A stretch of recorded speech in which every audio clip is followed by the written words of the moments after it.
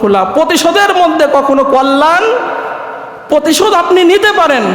কুরআন আপনাকে সেই অনুমোদন দিছে। আপনাকে একজন একটা চর দিছে, আপনি একটা চর দিতে পারবেন প্রতিশোধ হিসেবে। দুটো চর দিলে আপনি জালেম হবেন। আপনার একটা হাত কাটছে, আপনি তার একটা হাত কেটে দিতে পারেন, ক্ষমা না করলে প্রতিশোধ নিতে পারবেন। দুটো হাত কেটে দিলে কিয়ামতের ময়দানে আল্লাহ রাব্বুল আলামিন আপনাকে জালেমের খাতায় দাঁড় করাই দিবেন।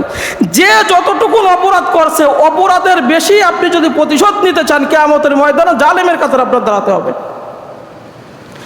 সূরা নাহলের 126 নম্বর আয়াত আল্লাহ রাব্বুল আলামিন বলেন, ওয়া ইন আকাবতুম ফাআকিবু বিমিসলি মা উকিবতুম বিহি ওয়া লা ইন সাবারতুম লাহুয়া খায়রুল লিস-সাবিরিন।